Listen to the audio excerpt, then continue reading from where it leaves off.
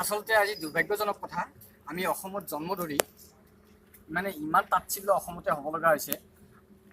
মই আচৰিত হৈছোঁ। মই নিজেও এটা জাতীয় সংগঠনত জড়িত হৈ আছিলোঁ, বৰ্তমানো আছোঁ।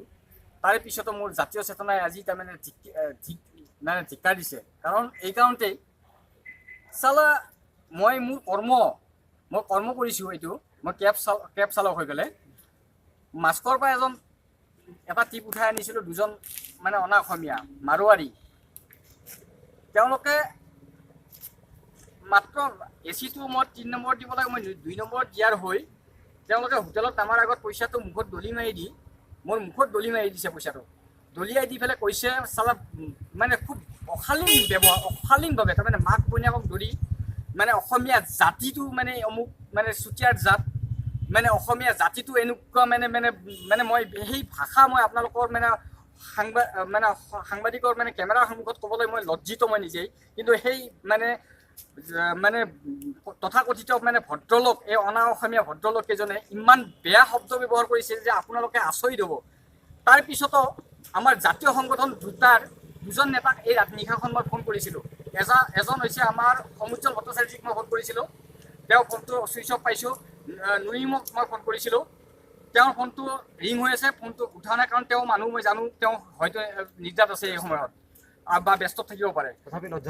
তথাপিও লজ্জাজনক। তাৰ পিছত মই হাফিজুল, আমাৰ গৰিয়ামৰীয়া দেশৰ জাতীয় পৰিষদৰ হাফিজুলক ফোন কৰিছিলোঁ। হাফিজুলে এই নিশাখন একো কৰিব নোৱাৰে, কালি ৰাতিপুৱাহে তেওঁ কিবা এটা ব্যৱস্থা কৰিব।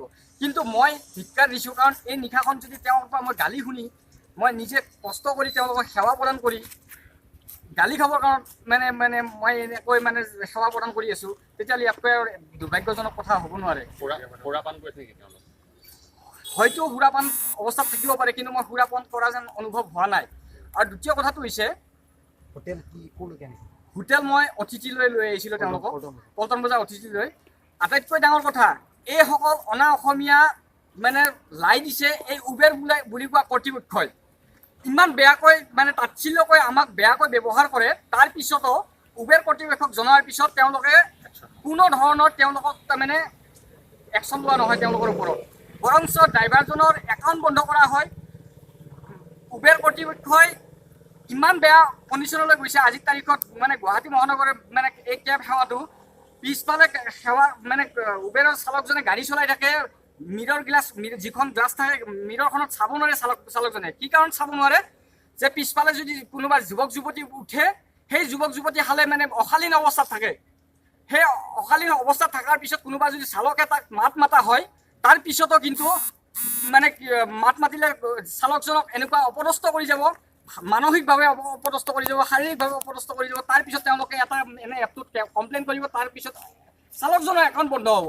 এনেকুৱা ধৰণে আমাৰ এই যুৱকসকল নিবনুৱাসকলক মাৰ চলাই থকা হৈছে মানসিকভাৱে, শাৰীৰিকভাৱে। হয়, মই আজি যিটো ঘটনা হৈছে, মই আচলতে কেব চালক হিচাপে বুলি নহয়, মই আচলতে অসমীয়া মানুহ হিচাপে যিটো মোক